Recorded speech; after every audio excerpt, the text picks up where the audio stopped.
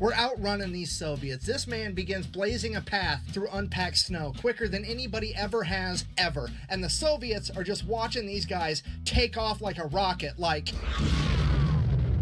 yeah, man. What's up, team? My name is Tom, and today I have a special story for you from the Fat Electrician, guys. You need to listen to this story. This story deserves a separate movie about it. It's about a Finnish soldier who got on meth during the either it's Soviet-Finnish War or Second World War, one of those wars, right, in Finland. Guys, you need to check it out. Let's go. It's gonna be phenomenal. Military Special Forces guys doing meth while skiing. Did I get your attention? Oh, for sure. Today we're talking about Imo Koivunen, the Finnish Special Forces soldier that took his entire unit's supply of... Listen, this guy looks like Erling Haaland.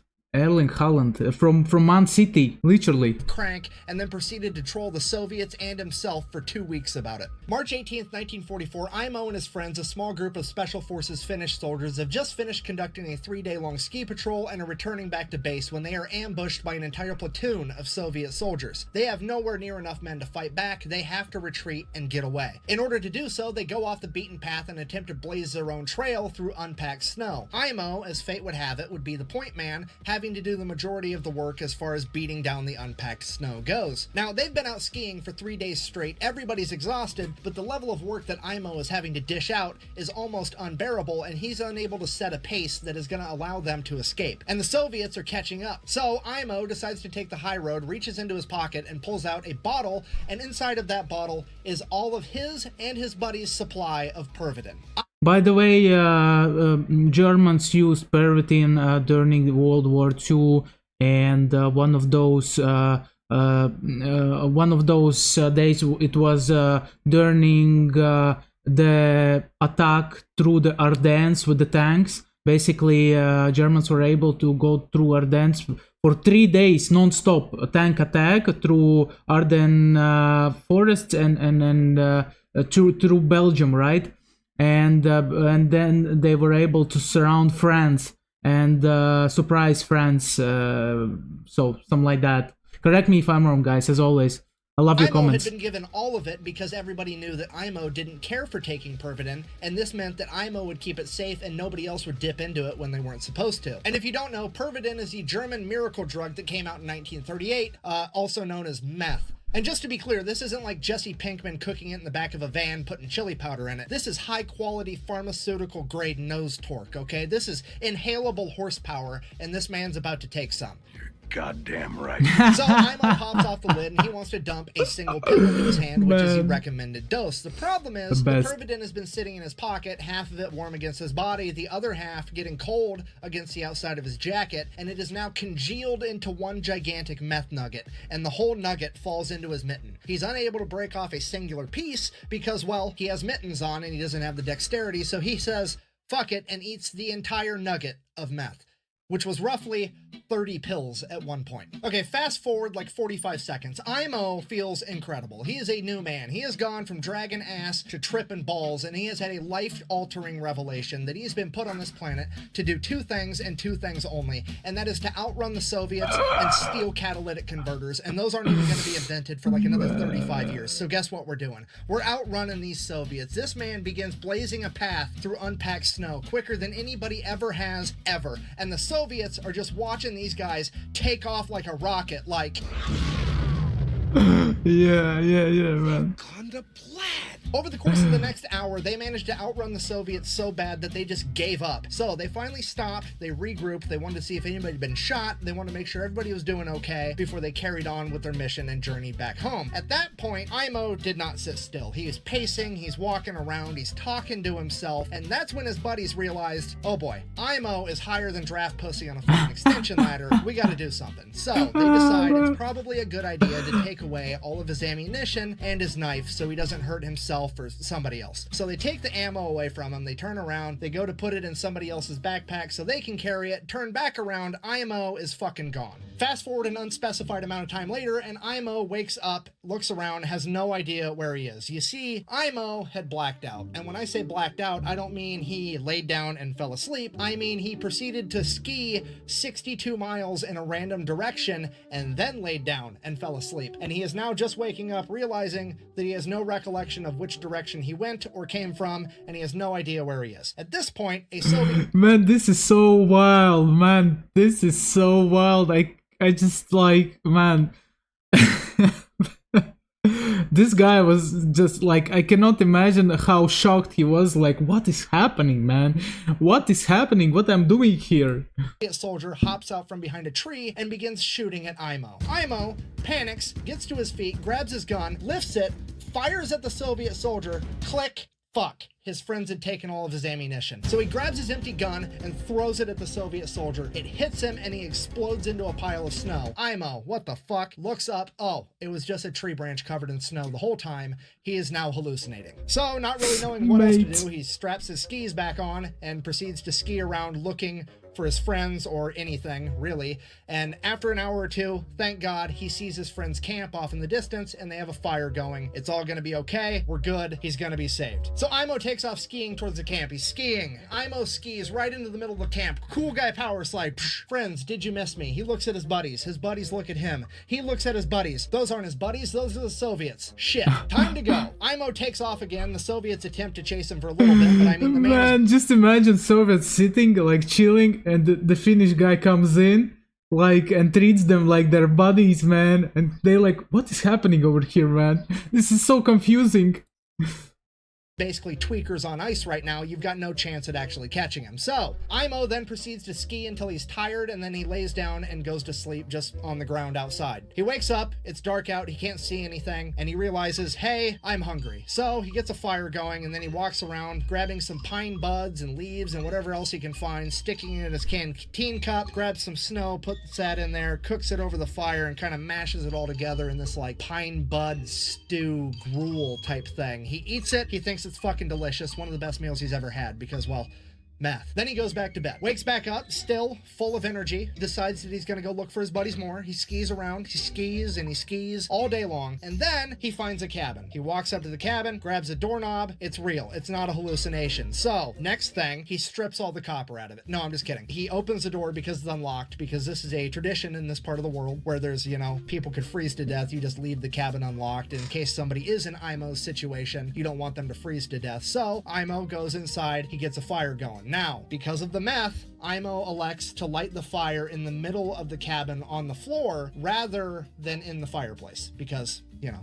obviously. He then proceeds to go to bed, and all throughout the night, the fire keeps getting hotter and hotter, so he keeps like shimmying away from it and shimmying away from it over and over again. And then finally, his back hits a wall, and he wakes up and realizes that the entire cabin is on fire. So he's like, shit. So he gets up, goes outside the cabin, puts his back against the wall at the outside of the cabin. Man, the guy didn't understand what is reality and what is fake, man. This is so mad. This story is just one of a kind. I'm telling you guys, we need to create a movie on this story. That would be amazing movie. Cabin, and then goes back to sleep. Meth.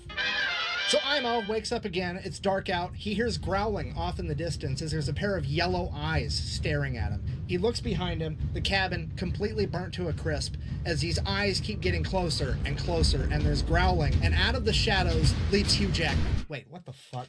Sorry, Wolverine. A Wolverine, still, I mean, it's better, but not a lot better, okay? This thing is 65 pounds of teeth, claws, fur, and bad attitude. And this thing will absolutely kill IMO if IMO lets it. IMO is now in a fight for his life, so he pulls out his knife and begins fighting a fucking Wolverine while tripping out on meth. He is kicking and punching and stabbing this Wolverine, and he finally gets this story is so wild. I cannot like every minute with this of the story is getting wilder and wilder.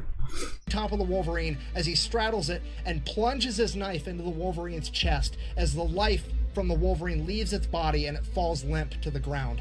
At that point, IMO remembers, wait a minute, my friends took my knife. He looks at his knife. That's not his knife. That's his compass, and now it's broke. Shit. I mean, also kind of cool, though, because he just killed a wolverine with a compass. He looks down at the dead wolverine. He's sitting on top of a log. He had hallucinated the entire thing. Oh! Meth. What? Oh my gosh, you kidding me? Oh my gosh, he literally hallucinated all this thing, man.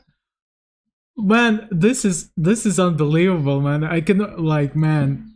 So Imo gets up off the log that he just killed, looking around, not knowing what to do. In the darkness of night, he sees a fire off in the distance. So he straps on his skis and starts making his way towards that fire. And he's skiing, and he's skiing, and he's skiing all night long. And he's going, and he's going, and this fucking fire is not getting any closer. It's almost like it's running from him, and he keeps going towards it and towards it longer and longer. And finally, dawn breaks, and Imo realizes that he's been chasing the North Star, thinking it was a fire for like the last 8 hours.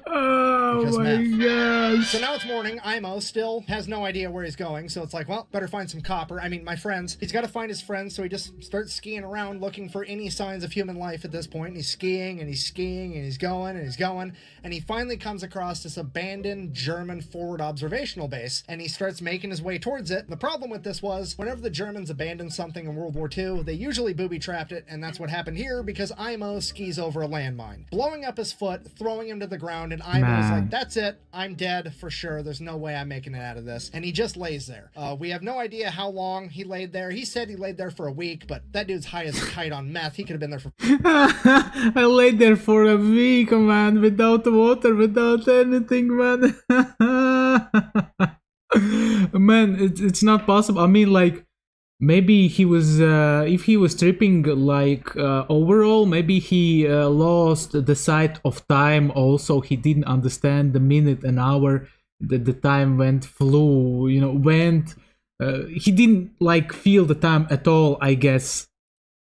45 minutes. We have no idea. But he lays there and he lays there, literally too high to die. And then he just gets bored and he's like, fine, I'll live. And he gets up and he starts walking back towards the base again. He makes it all the way to the building, you know, grabs a doorknob. Well, at least the base is real. The landmine sure as fuck was real. The base better be real. The base is real, grabs a doorknob, opens the door. That's booby trap 2. Blows up in his face, yeets him 30 yards the other direction as he lands flat on his back with the door on top of him. And he's like, okay, now for sure I'm gonna die. There's no way I'm making it out of this. I'm done. Man. And he just lays there. He completely gives up and he crazy. just waits for death to come get him. And he's laying there, and 1 day passes, and 2 days pass, and 3 and 4 and 5 and 6, 7 days pass, and he's still just laying there like, this is taking forever. And then finally, some Finnish soldiers come up and are like, hey, you want some help? And he's like, holy shit, yeah, that'd be great. So the Finnish guys start making their way over to him, and then one of them steps on a fucking landmine. And then the other 2 Finnish soldiers are like, well, we can only save one of you, and we're gonna save the guy that we came with.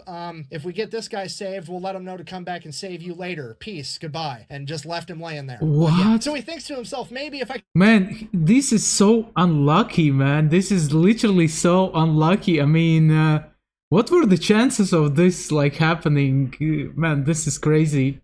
This is crazy. can survive a couple more days, I might actually make it out of this. So he starts trying. He gets a little fire going next to him. He starts melting snow in his canteen cup to drink water to hydrate. A Siberian jay at some point lands next to him, and he takes a ski pole and smacks it to death, pulls the Siberian jay over to him, grabs it, and just Ozzy Osbourne's this bird raw, just eats the whole thing, trying to get any amount of calories inside of him. And then after 3 more days, they come back and they save Imo, and he completely blacks out. I don't understand how he didn't lose the blood, right? He when he stepped on the landmine, right, his foot got blown off, right? So it makes sense that it would start you know, losing blood, right? But maybe he just somehow, I don't know, like use something just to, you know, make a you know, the thing around it, but bandage around it, maybe.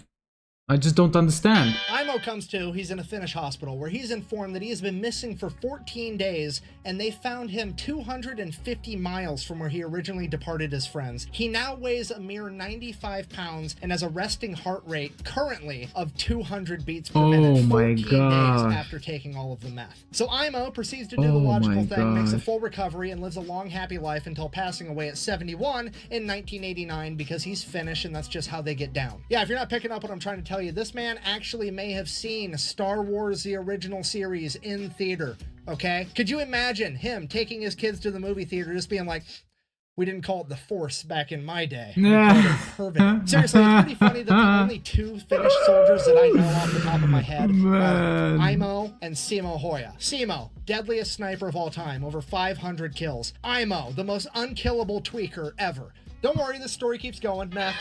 Imo's son was interviewed about his dad, to which he said that his dad never really talked much about his time in service, but there was one point later in Imo's life when he decided to write in to a local newspaper that was having a competition for who had the best, craziest military story ever. And he wrote his story down, mailed it in, and he was informed, congratulations, you've got second. How the fuck did this guy get second place with this story? Did Simo Hoya enter the same competition? Because that's the only logical explanation, other than that there was some Karen on the judge board that was like, I don't know. I don't know what has to happen to you to overcome this story, man. I literally don't know.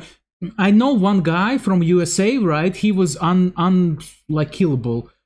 He got wounded. I forgot his name. Maybe guys, you know the guy. He has one eye. He had one eye. Literally during World War II, I think he got wounded like 10 times, something like that. He survived. He lost a hand. He lost one eye, and still he was like in positive mindset frame. He said, "Oh yeah, that was a good war" or something like that. Man, some people are just mad. Story seems a little too unbelievable if you ask me. Bah. To which my argument is, look at him. Do you think that guy's lying about this story? Do you really? Because homeboy looks like he's about to hit a T intersection and go straight, okay? That's not hair product. He just moves that fucking fast now. There's no way he's lying about this story, and I'm legitimately mad he didn't win this fucking competition for some reason. Okay, this story... This is the mission. We need to find out who was the first story in the competition. We need to find out, guys. It's getting out of hand. We need to end this video. I guess, in conclusion, it's important to bear in mind with how incredible this story is that Imo is the exception and not the example. You should not do drugs because they are in fact bad for you, okay? Don't do drugs. Also, don't fight the Finnish in winter in Finland where they have home field advantage. It's just a bad time. Anyways, thank you for watching. Best way to support the channel is go buy some merch. It's a fat